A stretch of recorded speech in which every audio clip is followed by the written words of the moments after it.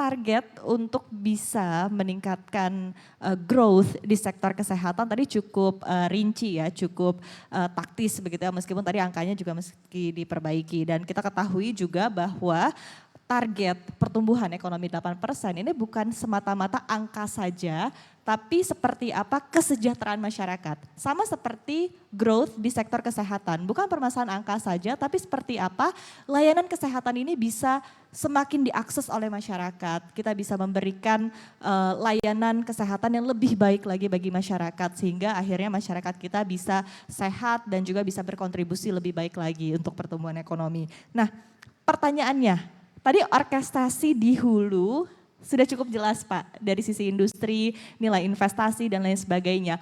Orkestrasi dari sisi demand-nya seperti apa? Karena ketika kita berbicara dari sisi supply, oke, supply akan bergantung juga akan demand. Nah, tadi Anda menyampaikan bahwa untuk belanja kesehatan per kapita kita masih di kisaran $140 Amerika Serikat, cukup jauh dibandingkan Singapura. Langkah-langkah konkret yang bisa dilakukan oleh pemerintah untuk bisa meningkatkan demand atau belanja kesehatan per kapita kita seperti apa Jadi, Pak Budi? kalau kita mau invest nggak ada yang beli, rugi kan? Gitu kan pertanyaannya gitu. Jadi demand-nya gimana? Ya. Dari presentasi yang tadi yang saya mau tunjukin mungkin di halaman 1 deh, di halaman 1. Ya. Halaman 1 paling atas. Nah itu, sesudah judul.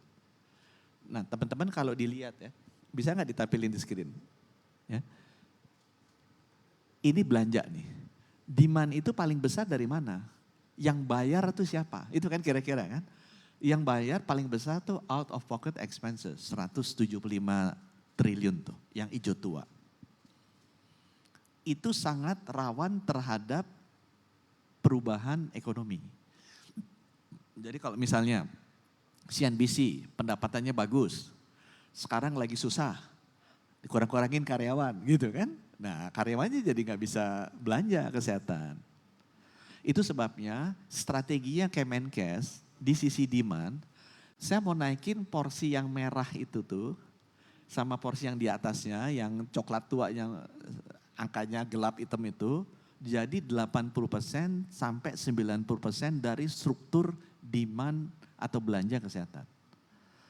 Jadi saya ingin menaikkan porsi asuransi kesehatan jadi 80 jadi 90. Nah saya loncat sedikit nih teman-teman ya, loncat sedikit. Teman-teman sering dengar UHC kan, ini nggak ada Pak Gufron nih. UHC Indonesia 90%, gitu kan, suka dengar kan, bagus. Aku bangga kan, begitu datang ke WHO, enggak, UHC Indonesia nilainya 55 dari 100. Oh, kok beda banget, gitu kan. Indonesia ranking berapa? 120 dari 194 negara, kok jelek banget gitu. Kalau aku dengarnya UHC kita bagus. Ternyata definisi UHC Indonesia unik sendiri di dunia gitu kan. Kita mikir pemegang kartu BPJS adalah UHC, salah.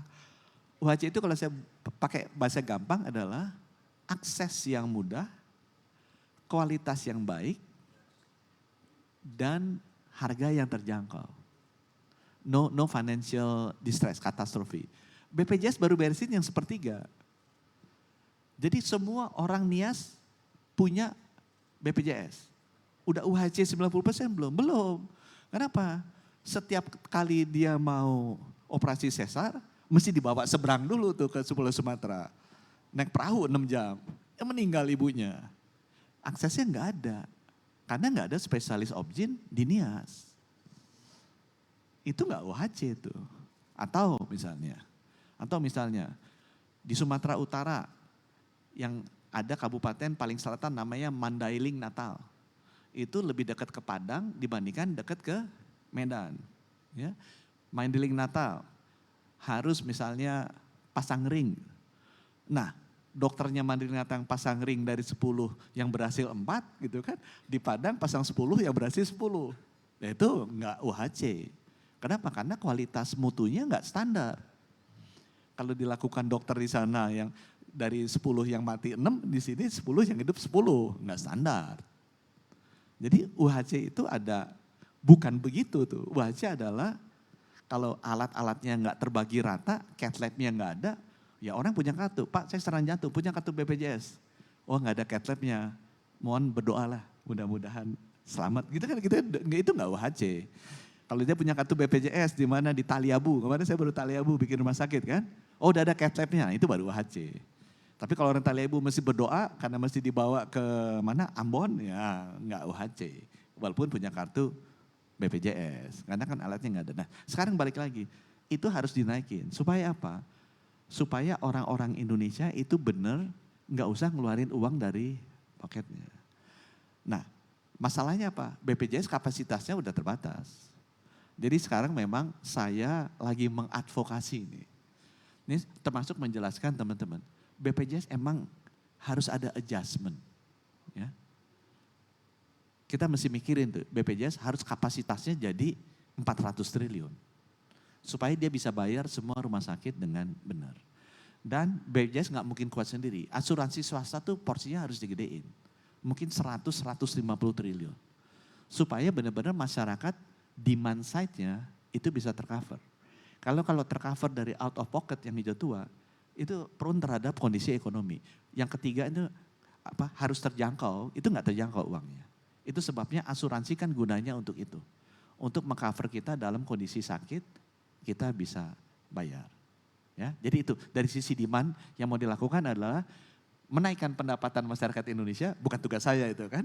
Tapi tugas saya adalah memastikan BPJS diperbesar size-nya, jangan hanya 166 triliun, kalau bisa jadi 300 triliun, 400 triliun, sehingga dia bisa membayar dengan pantas, dengan baik jasa-jasa kesehatan yang diberikan oleh rumah sakit, oleh perusahaan farmasi dan alkes. Gitu. Oke baik, terima kasih Pak Budi. Satu pertanyaan lagi Bapak sebelum kita lempar ke floor begitu ya. Kita ketahui bahwa salah satu target dari Kementerian Kesehatan, proyek-proyek yang juga tengah dikerjakan, ini kan seperti KEK kesehatan ya Pak ya di Sanur. Artinya health tourism ini juga menjadi salah satu fokus dan mungkin salah satu cara yang dilakukan oleh Kementerian Kesehatan untuk bisa meningkatkan growth di sektor kesehatan. Nah, pertanyaannya Pak, kan ada di Sanur di Bali, kemudian juga ada di Manado ya Pak ya, kemarin health tourism juga tengah digalakan, ada di beberapa kota lain. Strength point-nya dan mungkin kendalanya, potensinya Anda bisa jelaskan juga lebih lanjut dan ketika kita compare Pak dengan negara-negara lain tetangga kita seperti Malaysia, Singapura oke lah bagus gitu kan tapi memang dia ada pricing point yang cukup tinggi. Pineng Pak, kita bisa lihat di sini seperti kayaknya saya waktu itu pernah info juga ya ke Pak Budi begitu kan bahwa ada paket-paket yang sangat menarik nih sebetulnya dan bahkan angkanya ini agak-agak terlalu menggiurkan begitu Pak, sehingga ini juga menjadi tantangan untuk kita, menjadi saingan dari kita juga seperti apa kita bisa compete negara-negara tersebut. Jadi tidak hanya promosi saja tapi kompetisinya tuh betul-betul terasa. Nah strateginya seperti apa Pak Budi? Saya merasa PR itu agak jauh kita kejar. Saya bilang sebelum health tourismnya orang ya. Kalau kita bilang orang Malaysia datang ke Indonesia, itu PR-nya besar sekali. Yang datang ke Indonesia orang tim-tim sama orang Papua New Guinea dulu lah gitu kan. Kalau itu bisa datang ke Indonesia, tahap-tahapan itu dicapai. Tapi kalau saya tanya ya, kan ketemu Pak Tantowi juga yang lagi terkenal sekali health tourism itu. Nomor satu, Indonesia dan termasuk saya ya di sektor kesehatan harus bisa melakukan introspeksi. Has to be humiliate ourselves. Humiliate maksudnya apa? Kita mesti rendah hati untuk mengakui bahwasannya lebih baik. Karena kalau kita nggak punya, kita lebih baik, kita lebih hebat, kita sebenarnya gini, sebenarnya itu nggak akan selesai itu. Ya kita mesti mengintrospeksi untuk dari, emang Malaysia dulu belajar sih ke Indonesia 10 tahun yang lalu. Tapi sekarang kita kirim dokter belajar di Malaysia. Karena saya spesialis jantung untuk intervensi belajar di Malaysia. Jadi ada yang mereka lakukan benar yang kita nggak benar. Nah kalau saya tanya, sebenarnya kesehatan prioritas utamanya bukan murah. Iya kan? Pak murah tapi mati apa murah hidup? Apa mahal hidup? Pasti diambilnya mahal hidup. Gitu. Jadi kesehatan itu jelas sekali. It's not about price. It's about quality of diagnosis and treatment. Kalau kemanapun kita kejar, orang pasti kalau kesehatan itu uang nomor 2. Keselamatan nomor 1, kesembuhan nomor 1.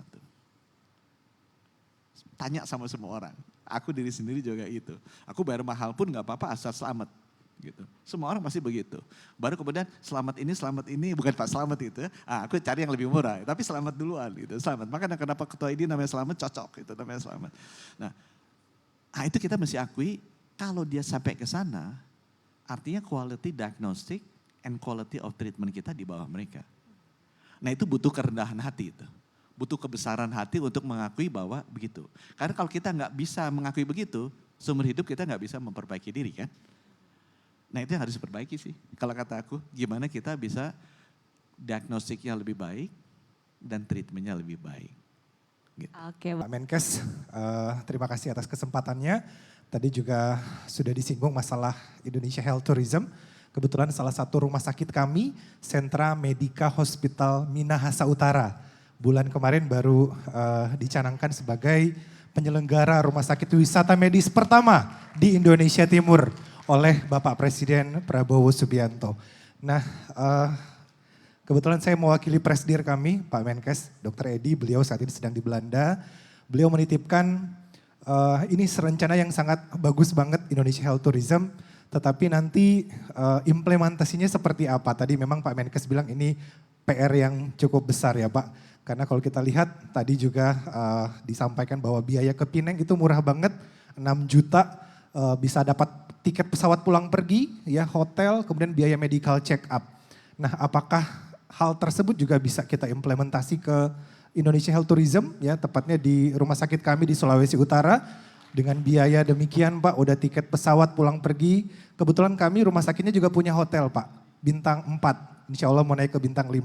Jadi dempet sama rumah sakit hotel kami, jadi mungkin ya itu bisa menjadi rencana besar dan mungkin bagaimana Pak, apakah ini akan ada kerjasama lintas kementerian, karena bukan hanya Kemenkes saja, tapi kalau berbicara health tourism di situ akan terlibat Kementerian Pariwisata, kemudian juga bisa Kementerian Kebudayaan dan juga kementerian yang lain Pak. Mohon arahan dari Pak Menteri. Terima kasih. Terima kasih. Kalau rumah ini pasti bekas wartawan nih, karena ngomongnya pinter sekali mempromosikan nama institusinya. Gitu. Hebat. Jadi bagus. Sekalian nanya, sekalian promosi, gitu ya. Tapi yang saya mau sampaikan gini ya, teman-teman, balik lagi ya. Ini bedanya antara kita jualan barang yang ditawar, misalnya jualan batik.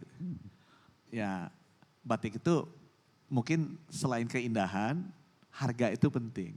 Kalau buat saya, harga itu penting, kesehatan. Tapi kualitas diagnostik sama treatment jauh lebih penting. Ya, tanya semua orang pasti gitu, Bapak pengen murah di sini meninggal apa mahal sedikit di sana selamat? Pasti dia milih yang mahal selamat. Kemudian nanti dia pikir, nah kalau yang saya bisa hidup, nah mana yang paling murah dari yang bisa hidup? Gitu kan dia tanya gitu. Tapi ininya akan menjadi nomor 1. Jadi kalau saran saya Pak, selain ngomong harga gitu ya, Bapak ngomong kualitas treatment sama kualitas diagnostik. Benar nggak kalau janji dokter tepat? Saya rumah sakit saya itu masalah. Orang datang nggak pernah transparan. Dia datang jam berapa, dia nunggu 30 menit, 1 jam, 2 jam. Ya. Kalau itu bisa datang tepat, itu udah satu menurut saya. Ini keluhan yang rumah sakit Kemenkes saya pengen perbaiki. Nomor 2, kualitas diskusi dengan dokter itu sangat jauh di Malaysia dengan rumah sakit Kemenkes. Mereka merasa di sana diwongke, didengarkan, diberikan kesempatan untuk bercerita. Di sini being told. Di sana mungkin waktunya 15-30 menit, di sini waktunya 3 menit, 5 menit untuk dokter yang bagus. Itu yang saya harus perbaiki. Saya introspeksi diri nih. Kemudian yang ketiga, bikin lab. Lab, begitu masuk, jadi kalau masuk rumah sakit, di sana langsung ketemu dokter. Di Indonesia masuk rumah sakit 3 jam, 5 jam belum ketemu dokter. Habis ketemu dokter, di sana langsung di lab. Labnya selesai, 1 jam, 2 jam. Di kita besoknya tuh rumah sakit Kemenkes. Jadi sekarang aku beresin, enggak ada. Saya mulai kalau yang rawat jalan harus bikin antrian. Anak saya kemarin baru sekolah di Australia, saya masuk restoran tuh. Restorannya rame banget kan. Begitu saya datang di restoran ditanya, oh ini masih ada antrian 9. 9 berapa? 40 menit. Udah mau menyerah, tapi anak saya pengen sekali kan. Dikasih link sama dia. Begitu kita lihat linknya, antriannya live bisa ketahuan. Restoran kecil. Aku bilang, masa rumah sakit Kemenkes yang 2 triliunan RCM gak bisa?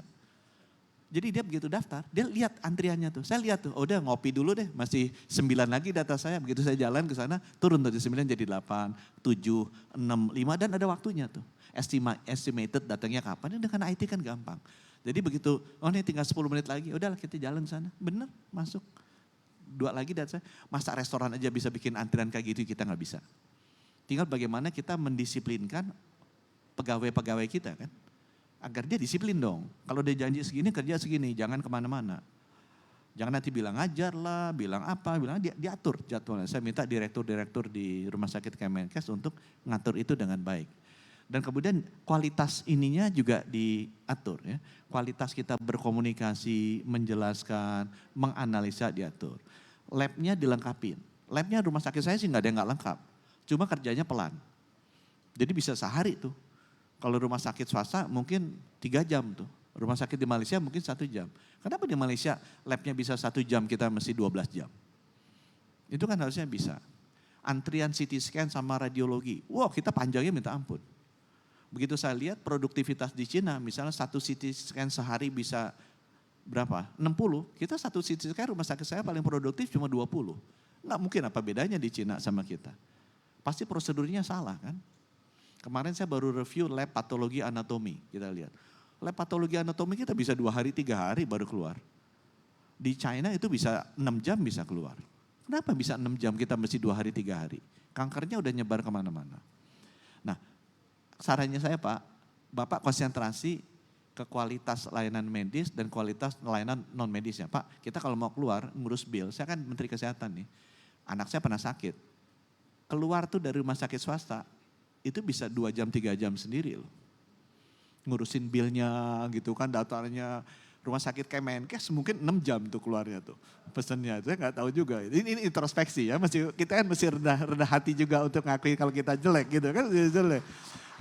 Kalau saya di hotel, saya bilang kenapa sih rumah sakit gak kayak hotel? Kalau bisa kita jalan aja udah langsung billnya dicetak kita langsung keluar gitu. Kenapa mesti nunggu sampai 6 jam sampai 2 jam? Jadi kalau saran saya ke Bapak, Pak, nggak usah pikir yang susah-susah Pak. Kita pikirin dulu dalamnya. Sehingga orang yang datang itu benar-benar merasakan, oh ini beda. Nanti mereka, itu Malaysia juga gitu, mulut ke mulut dia bilang, oh Pak di sana dokternya on time. Oh di sini Pak, kalau diperiksa di Indonesia nggak ketemu penyakitnya, di sana ketemu. Di Indonesia we are being told to and only see the doctors 3 minutes, di sana bisa 15 menit dikonsultasikan. Perawatnya senyum, nggak marah-marah gitu. Di sini gini. Nah kalau itu beres, nah baru deh, oh dijemput di airport, oh bayarannya relatif terjangkau, oh tiket pesawatnya ada, itu secondary menurut saya. Tapi kita lakukan dulu yang bisa kita lakukan untuk memperbaiki layanan medis dan layanan non medis di rumah sakit kita. Kalau itu bagus, harusnya nanti yang lainnya akan jauh lebih mudah. Makasih. Baik, terima kasih Pak Budi. Sekali lagi kita berikan apresiasi untuk Menteri Kesehatan Republik Indonesia. Baik, Bapak Ibu kita buka 2 kesempatan terakhir ya. Izin Bapak? Boleh, 4 lagi boleh. Baik, silakan. Bapak boleh? Ya. Ya, Ibu dulu, kemudian Ya. Bapak. Terima kasih Pak Menkes. Ini melanjutkan tadi pernyataan Bapak yang terkait tadi saya sama-sama dari Sentra Medika. Memang betul saya setuju untuk peningkatan kualitas, tapi saya tertarik karena Bapak tadi banyak memberi contoh ke Malaysia. Nah, apakah memungkinkan Pak, misalnya tadi Bapak juga mengatakan bahwa oh iya saya di dokter sini misalnya kurang tepat diagnosa. Begitu dokter ini di Malaysia kok bisa tepat diagnosanya. Bisakah untuk mendatangkan dokter dari luar negeri ke Indonesia? Jadi tidak perlu jauh-jauh orang Indonesia untuk ke Malaysia atau ke Korea. Sekarang kan banyak yang operasi wajah Pak keluar atau ke Korea. Nah kenapa tidak datangkan saja dokternya? Maka itu akan menjadi pemasukan juga bagi negara sendiri. Begitu kira-kira. Terima kasih Pak. Gini jawab nih, ini ada teman-teman di ID nanti aku dimarahin lagi, mereka suka marah sama aku. Tapi aku bilang begini, dokter itu di seluruh dunia, saya di G20 ikut kan, APEC saya ikut. Nggak ada negara kecuali Kuba yang saya dengar. Itu yang kelebihan dokter. Jadi semua, even Singapura aja, saya ngomong sama Menteri Kesehatan, kekurangan dokter. Banyak tuh dokter Indonesia di Singapura. Malaysia aja tuh banyak dokter Indonesia ke sana. Jadi yang mesti kita sadari, dokter itu sangat undersupply. Jadi kalau kita mikir, wah kita nanti buka akan diserbu dokter-dokter di Malaysia datang. Itu mimpi, nggak mungkin. Kan di Malaysia aja kurang. Dokter-dokter Indonesia aja kerja di Malaysia. Oh nanti dokter India datang, nggak mungkin karena India aja kurang. Yang lebih cuma Kuba gitu. Cuma Kuba kan jauh banget terbang ke sini. Nah ini untuk itu tadi, kita harus rendah hati dan melihat manfaat sama ini apa buat masyarakat. Ya, buat masyarakat. Kalau saya jawab secara regulasi. Secara regulasi dokter asing udah boleh masuk sekarang. Udah boleh masuk. Ada prosesnya, ada yang bisa langsung masuk kalau dia emang punya keahlian. Ada yang bisa harus adaptasi dulu kalau dia belum punya keahlian. Udah bisa. Contohnya udah ada nggak? Udah ada. Di Bali International Hotel mungkin ada 20 dokter asing udah masuk. Apakah nanti akan ada Apollo Hospital juga mau buka, yang lain mau buka. Cuma ini buat teman-teman yang dokter nih, supaya tenang nih ya. Maksudnya apa? Masuknya mereka itu nggak akan menghilangkan porsi dokter Indonesia. Kenapa? Mereka tuh nggak mungkin kerja seumur hidup di sini gitu kan. Paling yang masuk 1.000, 2.000 gitu, itu udah paling banyak menurut saya. Karena dokter di seluruh dunia juga kurang. Gitu kan, dokter seluruh dunia juga kurang. Dan kalau mereka masuk dari 1.000 ini, yang stay di Indonesia paling 10, 20. Gitu ya. Tapi apa yang didapatkan benefit dengan mereka masuk? Mereka akan create a healthy competition. Dan saya percaya bahwa competition itu healthy. Dan itu harus ada. Saya di BUMN dulu, Pertamina itu nggak ada Shell, kerjanya awur-awuran, bobrok banget ininya. Ya. Begitu Shell masuk, wah kompetisi terjadi langsung bagus. Garuda, wah dulu ya. Begitu itu Garuda dibuka tuh ada masuk apa ya swasta asing masuk, wah langsung jadi bagus. Perbankan dulu apa Exim, Bapindo, Anda tahu lah perbankan Indonesia seperti apa. Begitu swasta masuk, asing masuk, set kualitas kartu kredit Citibank segala macam bagus. Restoran sama, chef-chef kita gitu-gitu aja. Begitu dibuka tuh, untung tuh nggak ada tuh apa nggak dilarang tuh. Chef Jepang nggak boleh masuk jadi ini koki di sini kan. Sekarang chef Korea masuk, chef Jepang masuk kan jadi bagus. Dan yang terjadi apa? Banyak profesional Indonesia, bankir, chef, kemudian manajemen dari yang lain. Itu malah jadi terupgrade capability-nya. Karena mereka melihat, oh gaya kerja yang di sana lebih baik. Jadi kompetisi itu membuat hal yang bagus. Nanti saya percaya dengan ini masuk, dokter-dokter Indonesia itu potensinya hebat. Begitu dia lihat, oh contohnya mereka gini, mereka punya rasa kompetisi juga kan, mereka langsung akan jump capability-nya. Dan saya yakin dalam 10-15 tahun akan terjadi kebalikannya. Singapura sama Malaysia bisa datang ke Indonesia. Karena Indonesia tuh punya hospitality bagus. Kapabilitas dokternya bagus. They just need a little competitions. Dan sedikit kerendahan hati untuk mengakui bahwa yang lain lebih bagus. Dengan begitu pasti akan jump itu. Dokter-dokter kita yang muda-muda ini. Dan dalam waktu 10-15 tahun akan terjadi kebalikannya. Dokter-dokter Indonesia, orang akan datang ke rumah sakit, orang akan masuk ke dokter Indonesia. Ya, jadi jawabannya aturannya udah ada, dan untuk para teman-teman dokter nggak usah khawatir. In the 10 or 15 years, ini justru akan membuat dokter-dokter Indonesia tuh lebih dicari di seluruh dunia, karena memang apa? Karena kualitasnya jadi jauh lebih baik. Dan kita mampu kok, saya tahu dokter-dokter Indonesia kemampuannya lebih, bukannya hanya nggak kalah, lebih dari dokter-dokter Singapura sama dokter sini. Tinggal kita kasih sedikit fasilitas yang bagus, pendidikan yang baik, dan juga sedikit healthy competition. Gitu ya. Baik, terima kasih Pak Budi. Baik, silakan Bapak. Baik, bismillahirrahmanirrahim. Assalamualaikum warahmatullahi wabarakatuh. Selamat pagi Pak Menteri. Perkenalkan saya Okten, Direktur PT Cipta Sarana Medika, TBK. Kebetulan 8 Mei lalu kami baru listing IPO. Nah kebetulan basis bisnis kami adalah rumah sakit berbasis JKN, di mana 85% kita segmennya adalah segmen BPJS. Yang ingin saya tanyakan ada 2 hal Pak Menteri. Yang pertama adalah terkait dengan adanya regulasi yang sudah mulai didengungkan dengan rumah sakit berbasis kompetensi. Nah ini juga menjadi tantangan kami di rumah sakit yang berbasis JKN pada saat kami saat ini melakukan proses penyesuaian kris berdasarkan Perpres nomor 59 tahun 2024. Nah, ada regulasi lagi rumah sakit berbasis kompetensi. Kira-kira seperti apa penerapannya regulasi rumah sakit berbasis kompetensi tersebut, Pak Budi? Terus yang kedua, penerapannya kira-kira kapan nih? Secara declare biar kami pun juga dari rumah sakit mempersiapkan diri. Itu yang pertama. Yang kedua adalah terkait bagaimana rumah sakit itu bekerja sama dengan rumah sakit yang ada di luar negeri. Kebetulan kami, keluarga kami juga Bu Marwira Hadi Kusuma itu aktif di Yayasan Kanker Indonesia. Nah, kebetulan kami sudah bekerja sama dengan rumah sakit, ada 4 rumah sakit yang di Taiwan yang fokus untuk kanker.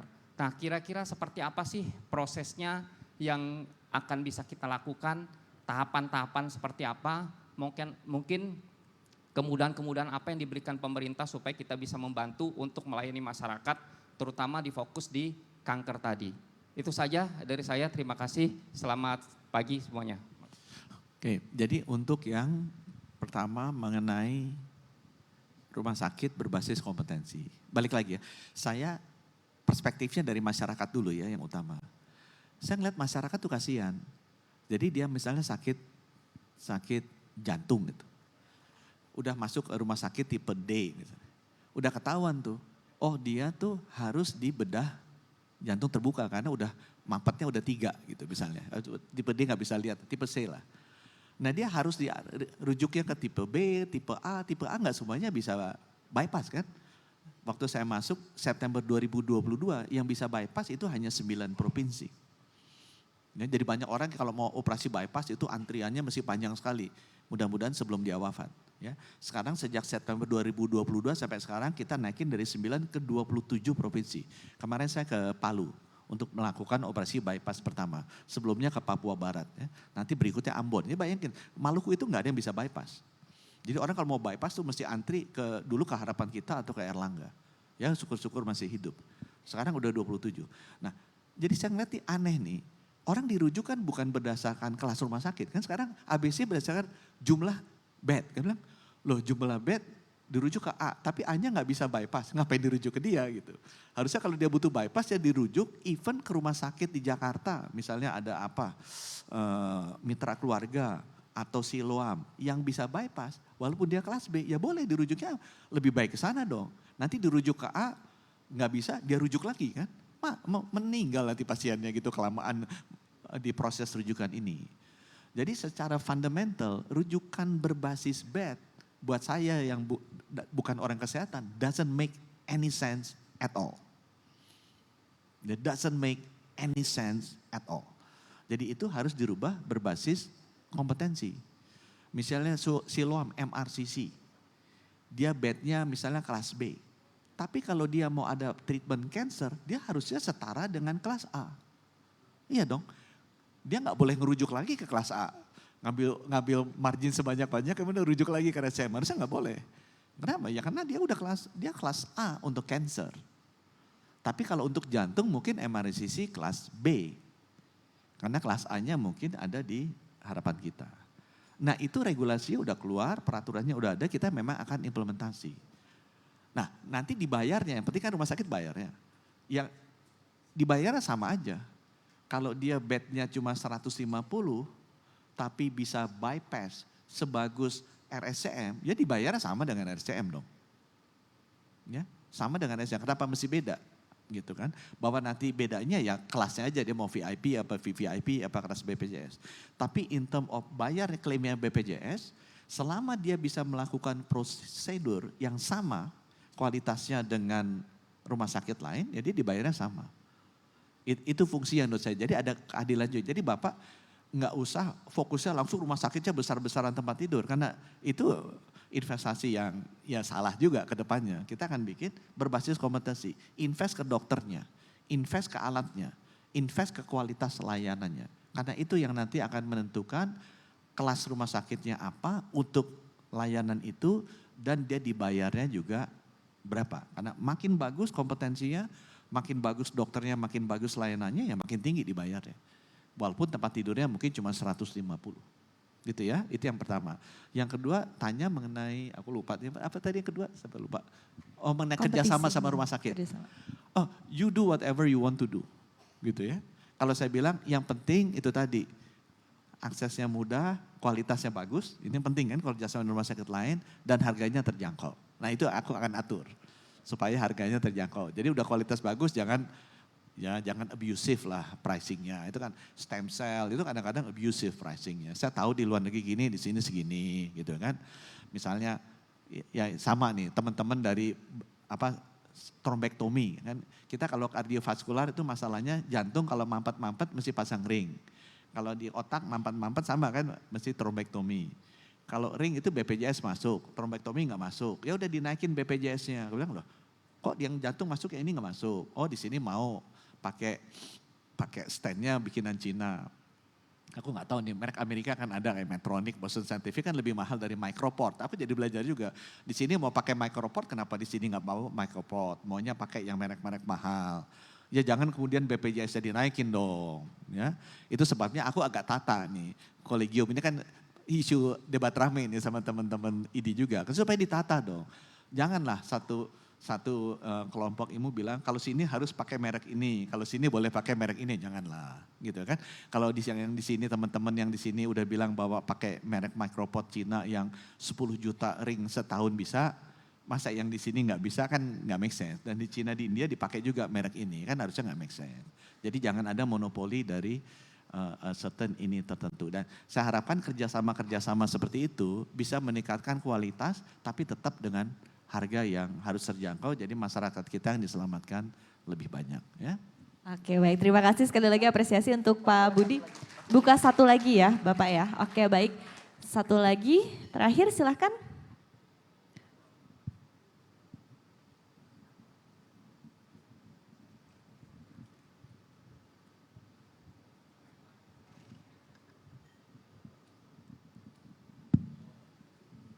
Selamat pagi Pak Menkes. Nama saya Ellen Pak, saya salah satu pelaku startup di bidang dental.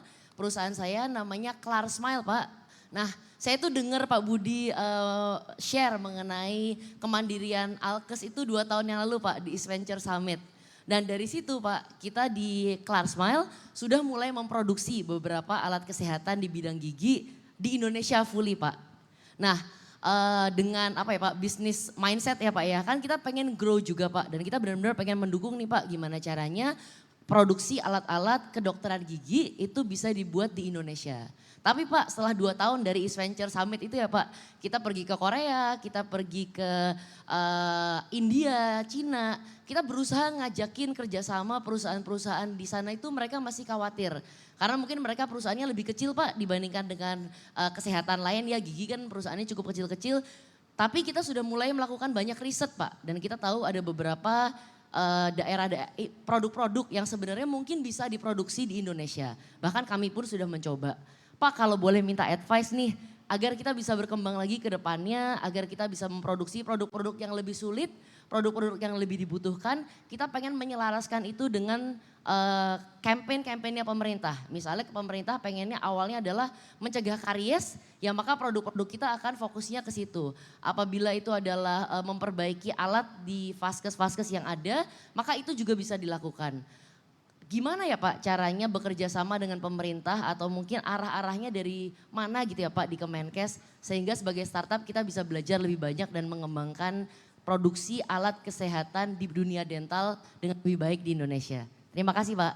Baik, Nah, terima jadi kasih. ketemu siapanya, ketemu Ibu Rizka nih. Nanti Ibu Rizka minta handphonenya. Jadi gigi ini kemarin kan saya cek kesehatan gratis nih. Nembus 18 juta nih.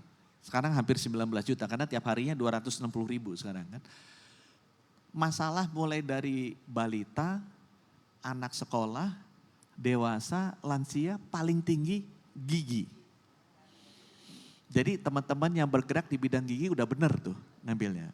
Masalahnya dulu gigi itu gak pernah di screening karena orang paling takut ketemu dokter gigi. Nomor 2 dokter gigi itu sedikit, lebih sedikit dari dokter. Ya. Saya udah bilang ke OP-nya PDGI, siapa Pak Usman Pak Usman kita ajak terus meeting. Ya. Jadi karena Pak Slamet bilang, diajak meeting, oh Pak Usman tuh sering sekali kita ajak meeting. Pak ini gimana, puskesmas yang gak ada dokter tuh Pak Slamet cuma 400, Bapak yang gak ada puskesmas gak ada dokter tuh 4.000. 4.000 gak ada dokter gigi. Lebih hancur-hancuran kan, gimana kita bisa periksa giginya anak-anak gitu, hancur semua giginya anak-anak kita. Sampai orang tua, saya baru tahu orang tua tuh minimal usia 60 mesti berapa, 20 apa 22 gigi. Kalau enggak hidupnya menderita sekali.